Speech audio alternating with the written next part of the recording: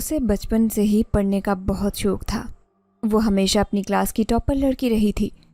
پہلے اسکول میں اور پھر FSC میں اس نے کامیابی کے جھنڈے گاڑے۔ ہر کسی کی زبان پر اسی کا نام ہوتا تھا۔ اسے بچپن سے ہی ڈاکٹر بننے کا بہت شوق تھا، لیکن پھر قسمت کی ستم ظریفی، اچانک اس کے والد کا انتقال ہو گیا۔ باپ کا انتقال ہوتے ہی ان کے کاروبار پر ان کے چچا نے قبضہ جما لیا۔ اس کے بابا کا ایک بہت بڑا کاروبار تھا۔ انہیں مہینے کا صرف اتنا دینے لگے جس سے بمشکل ان کے گھر کا خرچ چلتا۔ ان کی باقی تمام دولت ان کے چچا نے ہتھیا لی۔ نہیں امی، آج میں خود جا کر ان سے بات کروں گی۔ ہانیہ کب سے اپنی ماں سے بحث کر رہی تھی، جبکہ اس کی ماں اسے سمجھا رہی تھی کہ چچا سے بات کرنے کا کوئی فائدہ نہیں ہے، وہ ہماری کوئی بھی بات سنیں گے نہیں، عزت اسی میں ہے کہ اپنے گھر میں ہی رہو۔ جبکہ ہانیہ جا کر پوچھنا چاہتی تھی، میرے باپ کا اتنا بڑا کاروبار ہے جہاں سے اتنے زیادہ پیسے آ رہے ہیں، وہ سب پیسے کہاں جا رہے ہیں؟ ہمیں صرف اتنا ملتا ہے جس سے مشکل سے گھر کا راشن پورا ہوتا ہے۔ ہانیہ چچا کے گھر میں آ گئی۔ اندر سے وہ ڈر رہی تھی کیونکہ اس کے چچا بہت ہی سخت تھے۔ ہانیہ کو دیکھ کر وہ خوش ہو گئی اور کہنے لگے، کیا ہوا، خیریت تو ہے؟ آج ان کا موڈ پہلے دنوں کی نسبت خوشگوار تھا۔ ہانیہ نے جیسے ہی پیسوں کی بات چھیڑی وہ یکدم آگ بگولا ہو گئے۔ تمہیں کیا لگتا ہے تمہارے باپ کی ساری دولت میں کھا رہا ہوں؟ ارے تمہارے باپ کا کاروبار تو پہلے سے ہی تباہ تھا، اس نے اتنا زیادہ لون لے رکھا تھا، میں بھی اس کاروبار کو ابھی سیٹل کرنے میں لگا ہوں۔ جبکہ ہانیہ نے دل میں سوچا کہ اگر کاروبار سیٹل نہ ہوتا تو ان کے گھر کی ایک ہی مہینے میں حالت اتنی اچھی کیسے ہو جاتی۔ ان کے چچا کا حال ایسا تھا کہ وہ پہلے زمین پر تھے اور اب آسمان پر جا پہنچے۔ ہانیہ کچھ نہیں بولی اور خاموشی سے واپس آ گئی۔ اسے پتا تھا کہ بحث کرنا فضول ہے اور وہ اپنے چچا کے ساتھ کوئی بدتمیزی بھی نہیں کر سکتی۔ 2 دن بعد اس کی FSC کا رزلٹ آ گیا۔ اس نے اپنے پورے کالج میں ٹاپ کیا تھا۔ اپنے رزلٹ کو دیکھ کر اس کی آنکھوں میں آنسو آ گئے اور اپنے باپ کی شدت سے یاد آنے لگی۔ اس کے والد نے اس سے وعدہ کیا تھا کہ اگر میں زندہ رہا تو تمہیں ضرور ڈاکٹر بناؤں گا، لیکن اپنے باپ کی وفات کے بعد اس کا خواب بھی اپنے باپ کے ساتھ دفن ہو گیا۔ آمنہ بیگم اپنی بیٹی کی حالت دیکھ کر پریشان ہوتی رہتی، لیکن وہ کچھ بھی نہیں کر سکتی تھی۔ ہانیہ سب سے بڑی بیٹی تھی جبکہ اس کے باقی بہن بھائی چھوٹے تھے۔ ایک مرتبہ ہانیہ کی خالہ ان کے گھر میں رہنے کے لیے آئی۔ آمنہ بیگم جب اپنی بہن کو ساری بات بتانے لگی تو وہ کہنے لگی، کیا ہوا اگر ہانیہ ڈاکٹر نہیں بن پائی؟ اس کا مقصد خدمت خلق تھا، اسے بولو یہ نرسنگ کا کورس کر لے۔ آمنہ بیگم کو بھی یہ بات بہت پسند آئی۔ انہوں نے رات میں ہانیہ سے بات کرنے کا فیصلہ کیا۔ جب انہوں نے ہانیہ کو یہ بات بتائی تو ہانیہ کو بھی اس میں کچھ برا نہیں لگا، لیکن اس کے لیے بھی اچھے خاصے پیسے چاہیے تھے۔ آمنہ بیگم نے کہا کہ اس بار وہ خود چچا سے جا کر بات کریں گی، لیکن ہانیہ نے اسے منع کر دیا کیونکہ چچا سے بات کرنے کا کوئی فائدہ ہی نہیں تھا، الٹا خود ہی بے عزت ہوتے۔ ہانیہ کیونکہ اچھے نمبروں سے پاس ہوئی تھی، اس کی شہرت بہت اچھی تھی، اس نے بچوں کو ٹیوشن پڑھانے کا فیصلہ کیا تاکہ اپنی نرسنگ کی ایڈمیشن فیس اور باقی فیس پے کر سکے۔ پہلے بھی محلے کی خواتین ہانیہ کو کہہ چکی تھی، لیکن اس وقت اس کا باپ زندہ تھا اور وہ چاہتا تھا کہ اس کے بچے اس کے ہوتے ہوئے محنت نہ کریں۔ چند ہی دنوں میں بہت سارے بچے ہانیہ کے پاس ٹیوشن پڑھنے کے لیے آنے لگے۔ 4 سال کا عرصہ پر لگا کر اڑ گیا۔ ہانیہ کا کورس کمپلیٹ ہو گیا، اس کے گھر کے حالات بھی کافی بہتر ہو چکے تھے۔ پہلے سیمسٹر میں اچھے نمبر لینے کی وجہ سے ہانیہ کو اسکالرشپ مل گئی اور یہ اسکالرشپ آخری سیمسٹر تک برقرار رہی۔ ہانیہ نے جس ہسپتال سے یہ کورس کیا اسی ہسپتال میں اس کی ڈیوٹی لگ گئی۔ ہسپتال کا سٹاف بہت اچھا تھا اور کافی ہمدرد تھا۔ کچھ تو ہانیہ کے اپنے کلاس فیلوز تھے۔ ایک دن بہت ہی زخمی شخص آیا، اس کی حالت بہت خراب تھی۔ ہانیہ کو اچانک بلایا گیا۔ وہ ایک نوجوان تھا، نہایت خوبصورت نوجوان۔ ہانیہ نے اس سے پہلے ہی ایسا خوبصورت نوجوان اپنی زندگی میں نہیں دیکھا تھا۔ ڈاکٹر اسے چیک کرنے اور مرہم پٹی کرنے کے بعد وہاں سے چلے گئے اور ہانیہ کی ڈیوٹی لگائی کہ اس نوجوان کا خاص خیال رکھے۔ اس نوجوان کی آنکھیں بے حد خوبصورت اور پراسرار تھی۔ ہانیہ کو یہ بہت عجیب بات لگی کہ کبھی اس نوجوان کی آنکھوں کا رنگ کچھ اور ہوتا ہے اور کبھی اس نوجوان کا رنگ کچھ اور۔ پھر اس نے اسے اپنا وہم سمجھا اور اس بات کو پس پش ڈال دیا اور اس کا خیال رکھنے لگی۔ وہ بہت اچھے طریقے سے نوجوان کی دیکھ بھال کر رہی تھی۔ ہانیہ کو ابھی بھی یاد تھا کہ یہ نوجوان جب ہوش میں آیا تھا اجنبی نظروں سے آس پاس دیکھ رہا تھا، جیسے اسے یقینی نہ ہو کہ وہ ان لوگوں کے درمیان میں موجود ہے۔ اس کی حالت بالکل چھوٹے بچوں جیسی تھی جب وہ اپنی ماں سے جدا ہوتے ہیں اور ڈرے سہمے ہوتے ہیں۔ ارسلان کو کاف میں اپنے گھر میں موجود والدین سے لڑ رہا تھا۔ اب میں بڑا ہو گیا ہوں، مجھ پر کسی قسم کی کوئی پابندی نہیں عائد کر سکتے آپ لوگ۔ اب مجھے اس بات کی آزادی ہے کہ میں اپنی مرضی سے جہاں چاہے جا سکتا ہوں۔ وہ اپنی ماں سے ضد کر رہا تھا، جبکہ اس کی ماں اسے سمجھا رہی تھی کہ انسانی دنیا میں جانا کسی طور بھی محفوظ نہیں ہوگا۔ کچھ عرصے بعد تمہارا باپ واپس آ جائے گا، پھر ہم سب اکٹھے جائیں گے۔ لیکن ارسلان نے ان کی بات نہیں مانی اور اکیلا ہی انسانی دنیا میں آ گیا۔ یہاں ایک دن وہ باغ کے اوپر اڑ رہا تھا۔ وہ نہیں جانتا تھا کہ نیچے ایک جادوگر بیٹھا عمل کر رہا ہے۔ اچانک جادوگر کو محسوس ہو گیا کہ اوپر سے کوئی جنزاد گزر رہا ہے۔ جادوگر نے اچانک اس پر حملہ کیا۔ ارسلان حملے کے لیے تیار نہیں تھا، اس وجہ سے زمین پر گر پڑا۔ اچانک سے اسے اپنی اماں کی بات یاد آئی جب اس کی ماں اسے سمجھا رہی تھی۔ آتے ہوئے انہوں نے ارسلان کو کچھ طاقتیں اور ایک انگوٹھی دی جو اس کی حفاظت کے لیے تھی۔ اس وجہ سے ارسلان کو زیادہ چوٹ نہیں لگی، لیکن وہ جادوگر اس کی سوچ سے بھی زیادہ طاقتور تھا۔ دونوں کے درمیان زبردست لڑائی ہوئی۔ ارسلان کافی زخمی ہو گیا، لیکن وہ جادوگر کو ہرانے میں کامیاب ہو گیا۔ اس وقت ارسلان انسانی روپ میں آ چکا تھا۔ خود کو نہ سنبھالتے زمین پر گرا۔ اسے نہیں یاد کہ کس نے اسے اٹھایا اور اس کی مدد کر کے ہسپتال پہنچایا۔ جب اس کی آنکھیں کھولی، اس نے اپنے آپ کو انسانوں کے بیچ پایا۔ چند لمحے کے لیے وہ خوف زدہ ہو گیا کہ ایک نہایت پیاری لڑکی اس کے پاس کھڑی تھی جو اس کا علاج کر رہی تھی۔ وہ بہت رحم دل اور ہمدرد تھی۔ لیکن ارسلان جب اپنے پورے ہوش و حواس میں آیا، وہ یہ دیکھ کر حیران رہ گیا کہ اس لڑکی کی شکل ویسے ہی تھی جیسے ان کے قبیلے کی سردارنی ملکہ کی بیٹی تھی، جو کچھ عرصہ پہلے گم ہوئی تھی۔ کافی تلاش کے بعد بھی کسی کو نہیں ملی۔ ایسا کیسے ہو سکتا ہے؟ ارسلان دل ہی دل میں سوچنے لگا۔ ملکہ کی بیٹی کا آخر انسانی دنیا میں کیا کام؟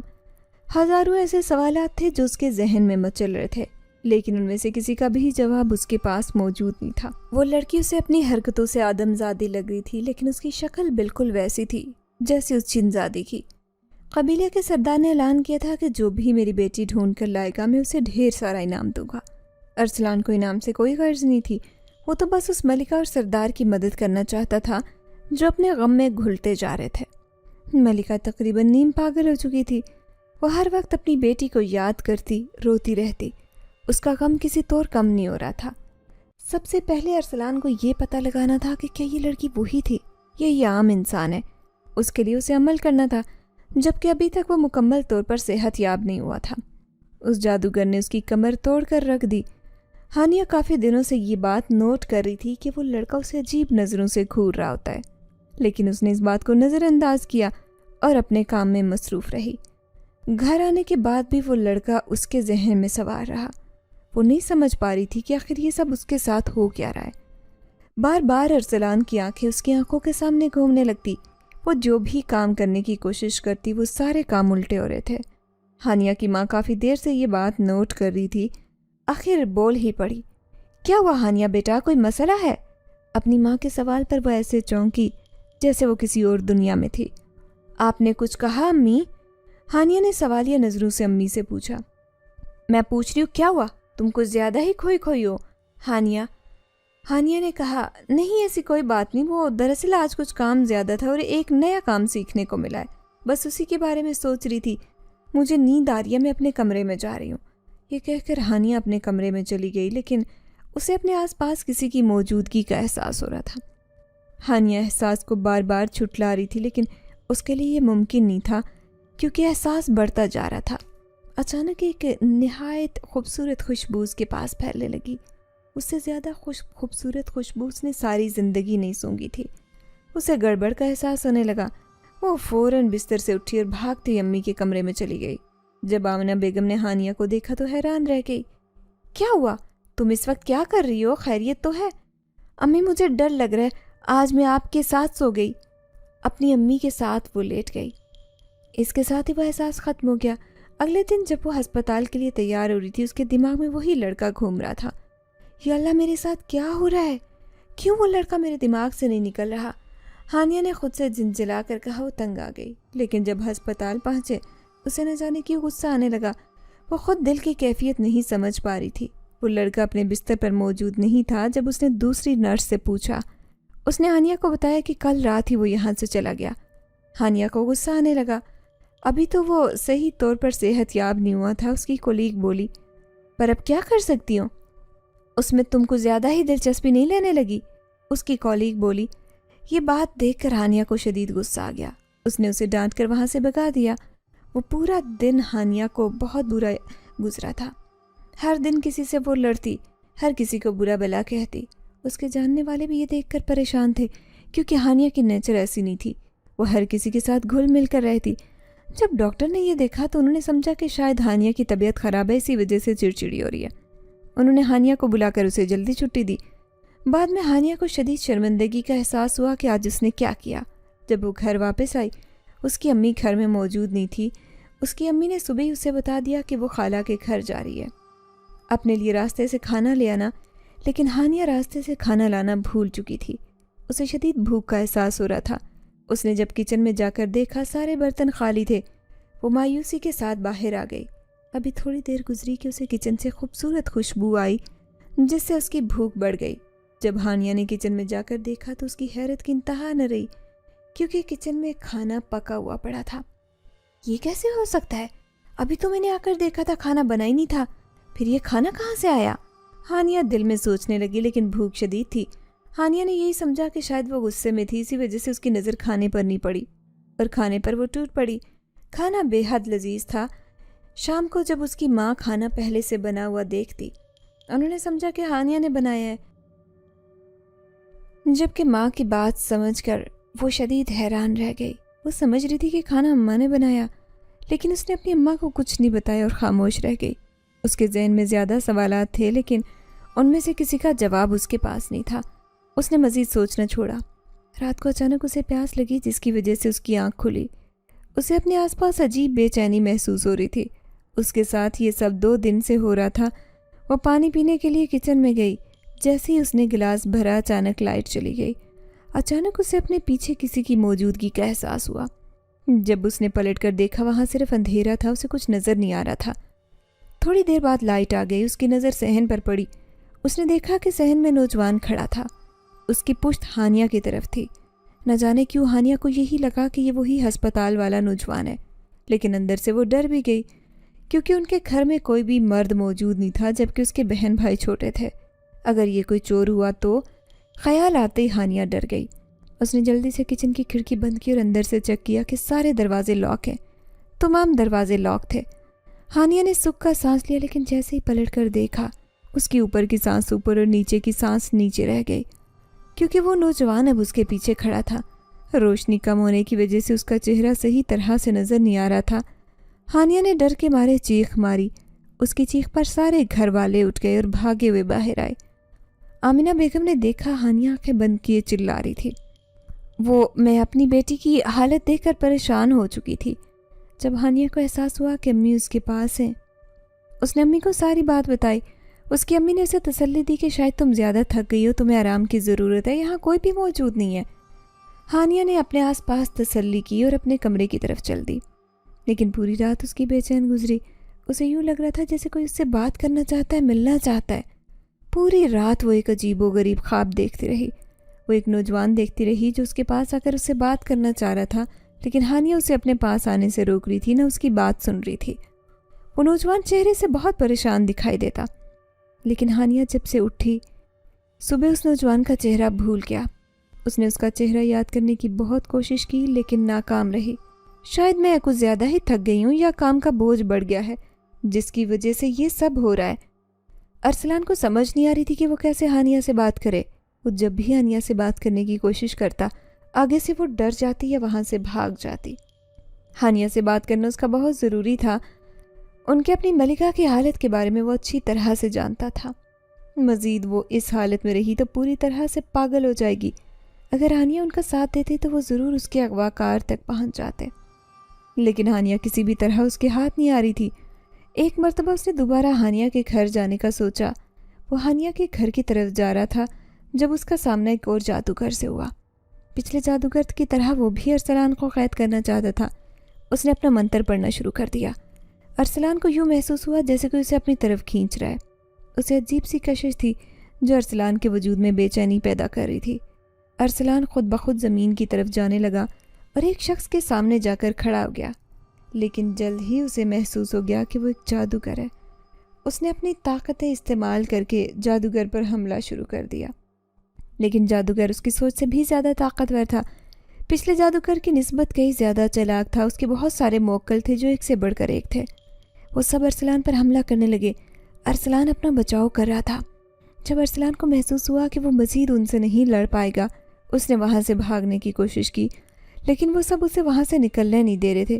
اچانک ارسلان کو یاد آیا کہ اس کے سردار نے اسے ایک منتر بتایا تھا۔ ارسلان نے فوراً سے وہ منتر پڑھا اور یکدم وہاں سے غائب ہو گیا، جبکہ پیچھے وہ جادوگر حیران رہ گیا اور شدید طیش میں آ گیا۔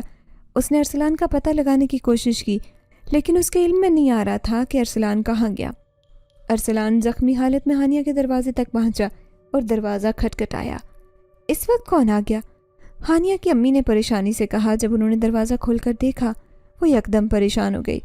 ایک نہایت خوبصورت نوجوان زخمی حالت میں ان کے دروازے کے سامنے پڑا تھا۔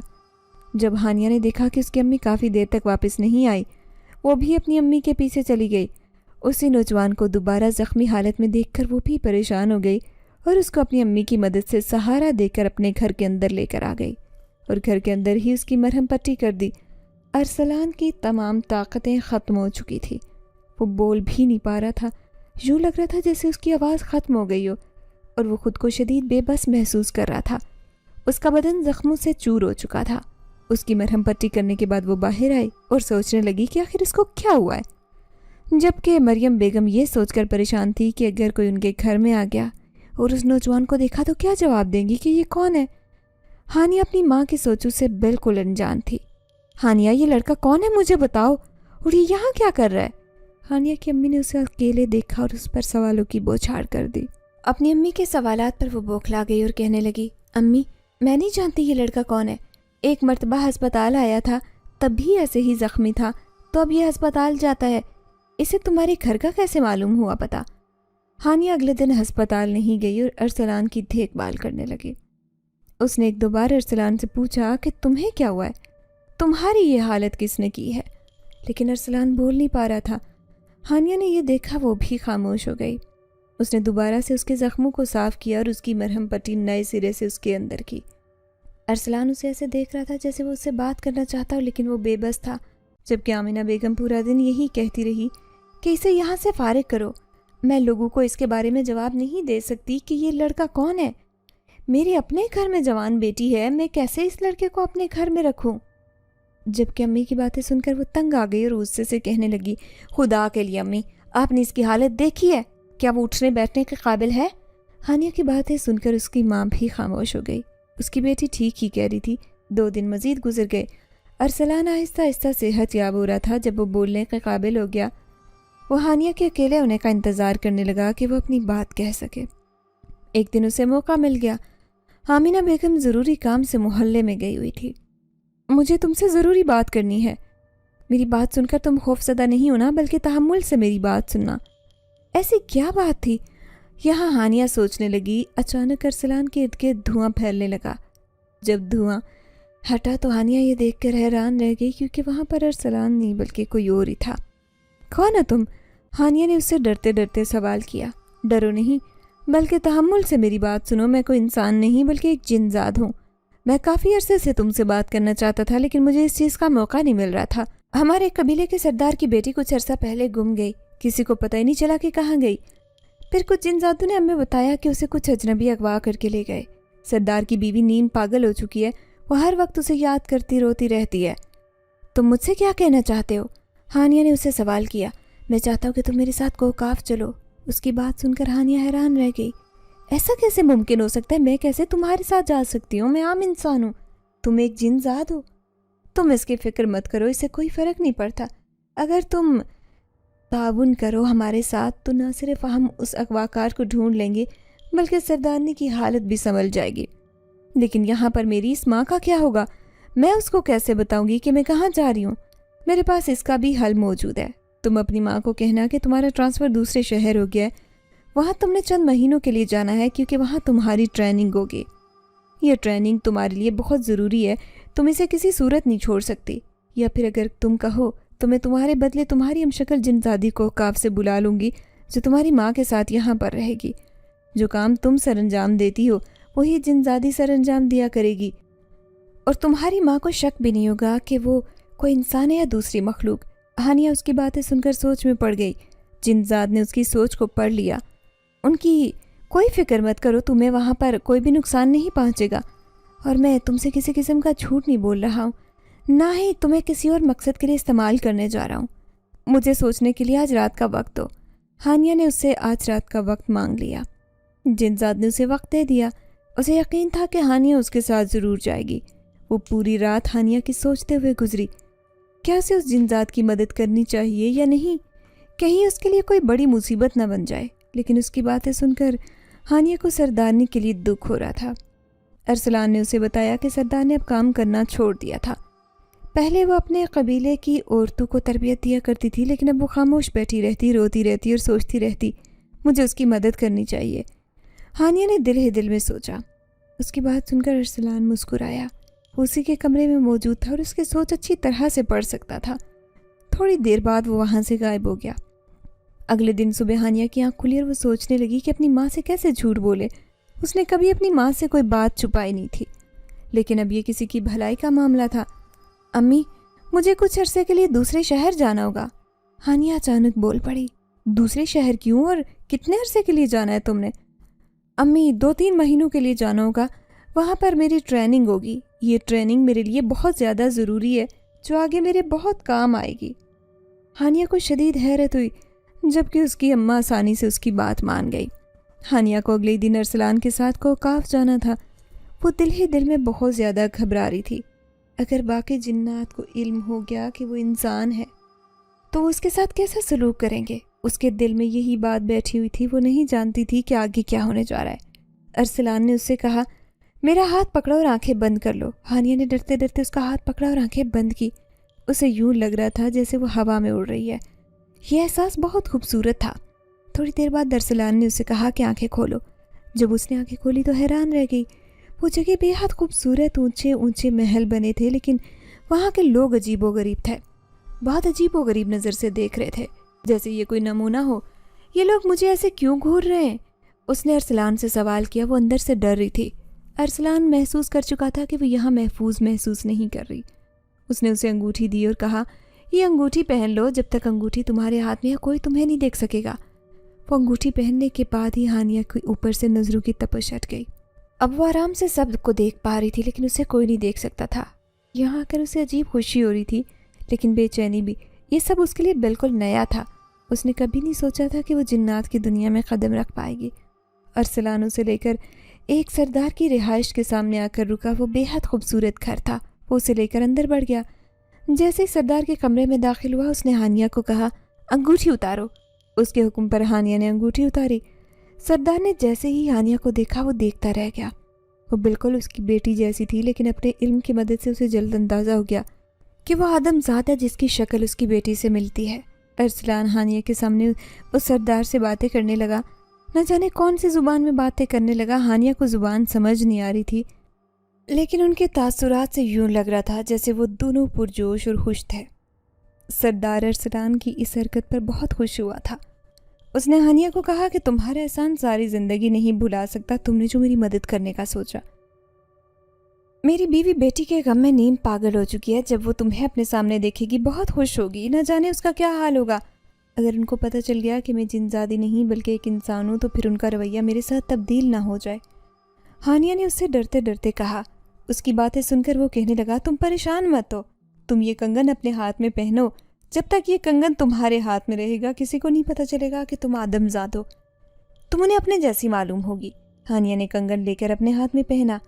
تم نہیں جانتی تم ہماری کتنی بڑی مدد کرنے جا رہی ہو۔ اس سے نہ صرف ہم اپنی بیٹی تک پہنچ سکتے ہیں بلکہ ان لوگوں کو بھی کڑی سے کڑی سزا دیں گے جن لوگوں نے یہ گھٹیا حرکت کی۔ ارسلان، تمہیں کیا چاہیے؟ آج تم جس چیز کا مطالبہ کرو گے وہ چیز تمہارے سامنے حاضر کر دی جائے گی۔ سردار نے ارسلان سے کہا۔ مجھے کچھ بھی نہیں چاہیے۔ ارسلان نہایت عاجزی کے ساتھ پیچھے ہٹ گیا۔ میں صرف آپ کی مدد کرنا چاہتا تھا، میرے لیے یہی کافی ہے کہ میں اس میں کامیاب ہو گیا۔ ہانیہ ارسلان کی حرکت کو دیکھ کر حیران رہ گئی۔ وہ سوچ رہی تھی کہ اگر ارسلان کی جگہ کوئی اور ہوتا تو وہ ضرور کسی بڑے انعام کا مطالبہ کرتا۔ وہ خود ایسا ہی کرتی اگر وہ ارسلان کی جگہ ہوتی، لیکن ارسلان کو کسی بھی چیز سے کوئی دلچسپی نہیں تھی۔ ارسلان سردار سے اجازت لے کر وہاں سے رخصت ہو گیا۔ سردار ہانیہ کو لے کر اپنی بیوی کے کمرے کی طرف آ گیا اور دروازہ کھول کر اندر داخل ہوا۔ اس کی بیوی ہمیشہ کی طرح اپنا سر دونوں گھٹنوں پر جھکائے پھوٹ پھوٹ کر رو رہی تھی۔ اس نے اپنے ہاتھ میں اپنی بیٹی کی تصویر پکڑ رکھی تھی، نہ جانے وہ کون سی زبان میں فریادیں کر رہی تھی، لیکن اس کی آواز میں بے حد درد تھا۔ اچانک سردار بولا، تمہارا انتظار ختم ہو گیا، دیکھو ہماری بیٹی واپس آ گئی۔ یہ سن کر اچانک سردارنی نے چونک کر سر اٹھایا۔ جیسے ہی اس کی نظر ہانیہ پر پڑی، اس کی آنکھیں چمک اٹھی۔ وہ بھاگتی ہانیہ کی طرف آئی اور اسے زور سے گلے لگایا۔ تم کہاں چلی گئی تھی؟ تمہیں نہیں پتا میں نے تمہیں کتنا یاد کیا، میں تمہارے لیے کتنا تڑپی ہوں۔ وہ ہانیہ کو گلے لگائے مسلسل روئے جا رہی تھی۔ ہانیہ کو بھی اس کی حالت پر رونا آ گیا۔ اب مجھے کبھی بھی تنہا چھوڑ کر نہیں جانا۔ ہانیہ نے اس سے وعدہ کیا کہ وہ اسے کبھی بھی چھوڑ کر نہیں جائے گی۔ شام کو ہی سردار نے ہانیہ کو سب کے سامنے لا کر بتایا کہ یہ میری جڑواں بیٹی ہے، اتنے عرصے سے میں نے اسے دنیا کی نظروں سے چھپائے رکھا، مجھے یہ ڈر تھا کہ کہیں دوسری بیٹی کی طرح اغوا نہ ہو جائے۔ اس نے اپنی بیوی کو بھی یہ بات سمجھا دی کہ کسی کو نہیں بتائیں گے کہ ہماری بیٹی ہمیں مل گئی۔ سردارنی نے ہانیہ سے کئی بار پوچھنے کی کوشش کی کہ اس کے ساتھ کیا ہوا تھا، وہ کہاں گئی تھی، لیکن ہانیہ نے یہ کہہ کر بات ختم کر دی کہ اسے کچھ یاد نہیں، بس اتنا یاد ہے کہ اسے کچھ لوگ اٹھا کر لے گئے تھے۔ اس کے بعد اس کے ساتھ کیا واقعات پیش آئے سب اس کے علم سے باہر ہیں۔ پورے قبیلے میں جشن کا سماں تھا، ہر کوئی خوش تھا کہ سردار کی بیٹی واپس آ گئی۔ سردارنی بھی زندگی کی طرف واپس لوٹ آئی تھی۔ ہانیہ کو نہایت خوبصورت اور قیمتی لباس پہنا کر نہایت خوبصورتی سے سجایا گیا۔ وہ آسمان سے اتری کوئی حور لگ رہی تھی، ہر کوئی اس کی تعریفیں کر رہا تھا۔ ہانیہ بھی بہت زیادہ خوش تھی، لیکن اسے بار بار اپنی ماں کی فکر ستا رہی تھی اور اپنے بہن بھائی یاد آ رہے تھے، لیکن جب تک اس کا مقصد پورا نہیں ہوتا وہ واپس نہیں جا سکتی تھی۔ ہانیہ کی آنکھیں بار بار ایک ہی شخص کو ڈھونڈ رہی تھی، لیکن پھر وہ مایوس ہو گئی۔ ارسلان نے اس دعوت میں شرکت نہیں کی، جبکہ وہ نہیں جانتی تھی کہ ارسلان نے اس کے اوپر نظر رکھی ہے۔ اسے اس کی حفاظت کے لیے تعین کیا گیا تھا، وہ جہاں کہیں جاتی ارسلان اس کے ساتھ موجود ہوتا، لیکن وہ اسے دیکھ نہیں پاتی۔ ارسلان کا مقصد ان لوگوں کو ڈھونڈنا تھا، کیونکہ سردار جانتا تھا کہ جن لوگوں نے اس کی پہلی بیٹی کو اغوا کیا ہے وہ ضرور اس کی دوسری بیٹی پر بھی حملہ کریں گے۔ سردار ہانیہ کو وہ سب سکھانے کا فیصلہ کر چکا تھا جو ایک سردار کی بیٹی کو سکھایا جاتا ہے۔ کل سے ہانیہ کی ٹریننگ شروع ہونی تھی۔ ہانیہ اس کے لیے بہت پرجوش تھی۔ وہ اس کو جتنا آسان سمجھ رہی تھی اس کی سوچ سے بھی زیادہ مشکل نکلا۔ ہانیہ نے کبھی کوئی ہتھیار نہیں اٹھایا تھا، جبکہ اسے جن زادوں نے ہتھیاروں سے سکھایا تھا وہ سب جن زادوں کی طاقت کے مطابق تھے، جبکہ وہ ایک آدم ذات تھی۔ سردار نے یہ بات محسوس کی، اس نے نسبتاً ہلکے ہتھیار تیار کروائے۔ ہانیہ کو شکار پر جانے کا بچپن سے شوق تھا، لیکن اس کی یہ خواہش اپنی دنیا میں پوری نہیں ہوئی۔ اس نے سردار سے اپنی خواہش کا اظہار کیا۔ سردار نے ہانیہ کی بات مان لی۔ اس نے ساتھ ارسلان کو بھی خبردار کر لیا کہ وہ ہانیہ کے ساتھ جائے، کہیں پر حملہ نہ ہو جائے۔ ہانیہ بہت پرجوش تھی، اس کے بچپن کی خواہش پوری ہونے چاہ رہی تھی۔ وہ چند سپاہیوں کے ساتھ جنگل میں چلی گئی۔ اسے شکار کے بارے میں اتنا کچھ علم نہیں تھا، اس کے باوجود وہ شکار کے لیے نکل آئی تھی۔ چند دن پہلے اس نے تیر کمان چلانے سے بھی کوشش کی تھی۔ وہ کافی ذہین تھی، اسی وجہ سے جلد ہی سیکھ گئی۔ اس کا نشانہ بھی کافی پکا ہو گیا۔ اچانک جنگل کے بیچوں بیچ اسے ایک ہرنی دکھائی دی۔ وہ ہرنی پر تیر چلانے ہی لگی کہ اچانک اس کی طرف سے ایک تیر آ گیا، لیکن نہ جانے کیسے وہ تیر درمیان میں ہی رک گیا اور چل کر وہیں پر بھسم ہو گیا۔ یہ سب دیکھ کر ہانیہ اچانک خوف زدہ ہو گئی۔ اگر وہ تیر اس کی طرف آ جاتا تو اس کا کیا بنتا؟ یہ سوچ آتے ہی اس کے رونگٹے کھڑے ہو گئے، جبکہ اس کے ذہن میں یہ بھی چل رہا تھا کہ یہ تیر درمیان میں کیسے رک گیا، اس کی جان بچانے والا کون تھا؟ اس کے ذہن میں سب سے پہلا خیال ارسلان کا ہی آیا۔ دوسری طرف سے ارسلان جلدی سے تیر چلانے والے کی طرف بھاگا، لیکن نہ جانے کیسے وہ اچانک غائب ہو گیا۔ ارسلان نے اسے ہر طرف ڈھونڈا، لیکن اس کے باوجود وہ اسے مل نہیں سکا۔ ارسلان مایوسی سے واپس آ گیا، لیکن اسے اس بات کا یقین ہو گیا کہ وہ لوگ ہانیہ کو اغوا کرنے کی کوشش ضرور کریں گے یا پھر اسے نقصان پہنچانے کی کوشش کریں گے۔ ایسے میں وہ انہیں ضرور تلاش کر لیں گے۔ ہانیہ اپنے سپاہیوں کے ساتھ وہیں پر کھڑی تھی جب اچانک وہاں پر ارسلان آیا اور ہانیہ کو واپس جانے کا کہا۔ ہانیہ نے اسے ساری بات بتائی۔ ارسلان نے کہا مجھے پہلے سے ہی پتا ہے تمہارے لیے یہی بہتر ہے کہ تم واپس چلی جاؤ۔ جب سردار کو اس بات کا علم ہوا وہ شدید غصے میں آ گیا۔ اس نے ارسلان کو مزید کچھ طاقتیں دے دی اور اس سے کہا کہ اس پر حملہ کرنے والے کو کچھ بھی ہو جائے میرے سامنے پیش کرو، لیکن وہ لوگ ان کی سوچ سے بھی زیادہ چالاک تھے۔ آج کے واقعے کے بعد ہانیہ کافی ڈر گئی اور گمسم بھی تھی۔ سردار نے اسے کہا کہ ہمارے ہوتے ہوئے آپ کو کوئی نقصان نہیں پہنچا سکتا، پریشان ہونے کی ضرورت نہیں، ہم نے آپ کو اپنے پاس رکھا ہے، ہم ہی آپ کی حفاظت کا ذمہ اٹھائیں گے۔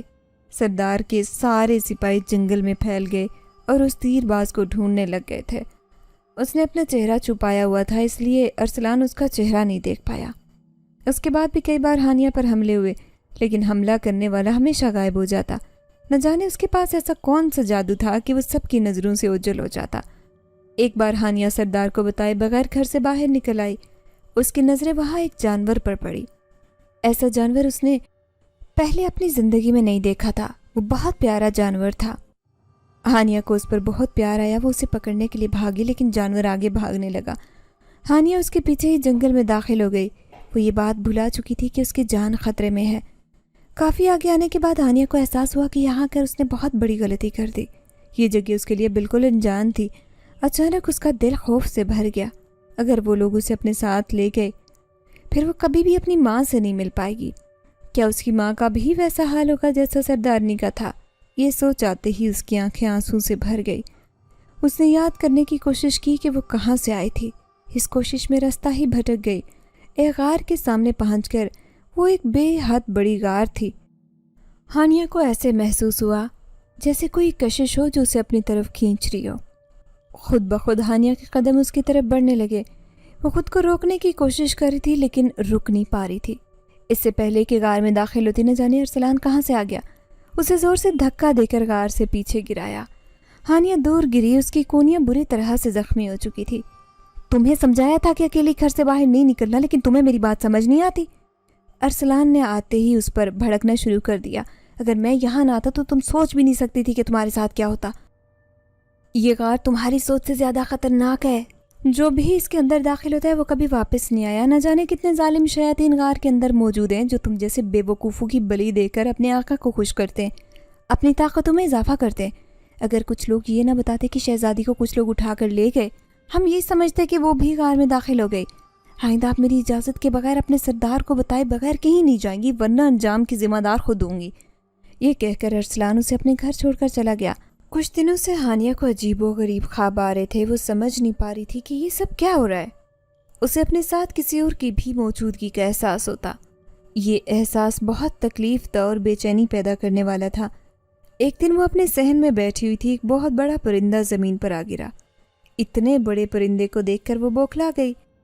وہ جلدی سے اٹھی اور اس بڑے پرندے کی طرف آ گئی، لیکن دیکھتے ہی دیکھتے وہ نہایت خوفناک شکل اختیار کر گیا۔ اس نے اپنے ہاتھوں میں ایک ہتھیار پکڑ رکھا تھا۔ وہ بے حد چمکیلا تھا۔ اس کی چمک سے لگ رہا تھا کہ وہ کس قدر تیز دھار ہے۔ اچانک وہ ہتھیار لے کر ہانیہ کی طرف بڑھا۔ جب ہانیہ وہاں سے بھاگی اور زور زور سے چلانے لگی، اس کی چیخیں سن کر سارے باہر آ گئے اور ہانیہ کی حالت دیکھ کر پریشان ہو گئے۔ ہانیہ سردار کے گلے لگ کر رونے لگی، اسے ساری بات بتا دی۔ وہ خوف سے کانپ رہی تھی۔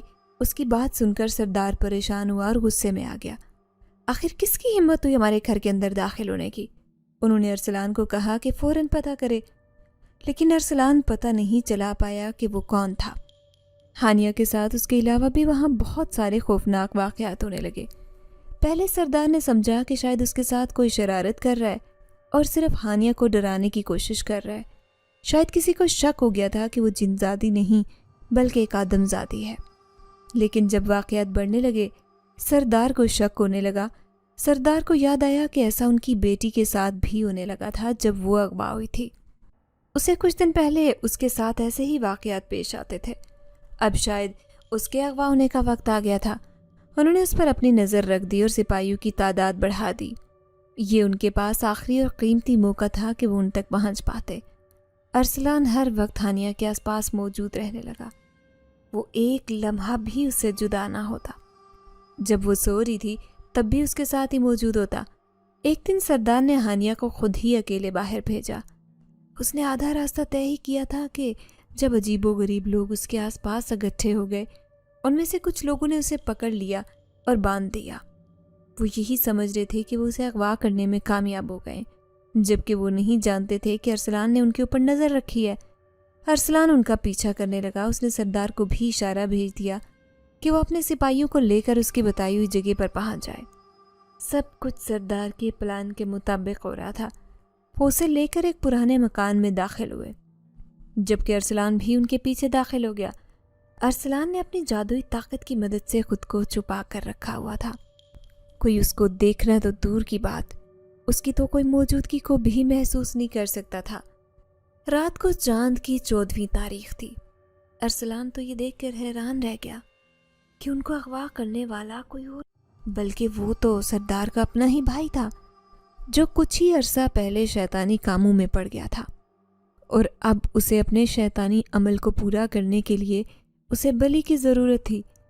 ارسلان نے سردار کی بیٹی کو بھی دیکھ لیا تھا، جسے اس نے اپنے ساتھ باندھ کر رکھا ہوا تھا۔ ہانیہ کو بھی انہوں نے اسی کے ساتھ باندھ کر رکھ دیا تھا۔ یوں تھوڑی ہی دیر میں وہاں ہر طرف ہلچل مچ گئی۔ سردار اپنے تمام سپاہیوں کے ساتھ وہاں پر پہنچ چکا تھا۔ ان دونوں کے درمیان اب بہت زبردست لڑائی ہوئی۔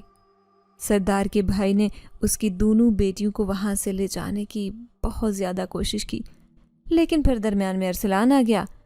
ارسلان نے اپنے بھائی کو گرفتار کروا لیا اور پھر بعد میں اس کا سر خود اپنے ہاتھوں سے قلم کروایا۔ اپنی بیٹی کو زندہ سلامت یوں اپنے سامنے دیکھ کر وہ بہت زیادہ خوش ہوا تھا۔ ہانیہ بھی اب بہت خوش تھی کہ آخر اس کی وجہ سے باپ کو ایک اس کی بیٹی مل گئی تھی۔ سردار ہانیہ کے آگے بہت شکر گزار تھا۔ میں تمہارا یہ احسان ساری زندگی نہیں بھلا سکتا۔ تم بتاؤ تمہیں کیا چاہیے؟ تم جو بھی مانگو گی میں تمہیں دوں گا۔ مجھے آپ سے کچھ بھی نہیں چاہیے، میں تو صرف اپنے گھر، میں اپنی اماں کے پاس واپس جانا چاہتی ہوں، ہانیہ نے عاجزی سے کہا۔ سردار نے اپنے علم سے یہ پتہ لگا لیا تھا کہ ہانیہ کی ساری دولت اس کے چچا نے ہی ہتھیائی ہوئی تھی۔ اب سردار نے ارسلان کو حکم دیا کہ وہ اس کے چچا کو جا کر بھرپور سبق سکھائے، اور اس کے بعد سردار نے ہانیہ کو اس کی اپنی دنیا میں واپس بھیج دیا۔ ہانیہ جب بھی اپنے گھر پہنچی وہ اپنی ماں سے لپٹ کر روحت رونے لگی۔ پھر ہانیہ کو اس کے بعد جو خبر سننے کو ملی اس سے وہ اور حیران رہ گئی۔ اس کے چچا نے سارے کاغذات ان کے حوالے کر دیے تھے اور ان کا ایک بہت بڑا حصہ ایک رقم کی صورت میں انہیں دیا تھا۔ اس کے بعد یوں ہر مہینے خود وہ انہیں آ کر ایک بڑی رقم دینے لگے۔ اس کایا پلٹ پر ہانیہ بہت زیادہ حیران تھی۔ اسے آخر پتہ چل گیا تھا کہ یہ سب کچھ سردار نے ہی کیا ہے۔ ہانیہ نے اپنی نوکری نہیں چھوڑی، بلکہ اسی طرح سے وہ زخمیوں کی مرہم پٹی کرتی رہی اور بیماروں کو صحت یاب کرنے کا وسیلہ بنتی رہی۔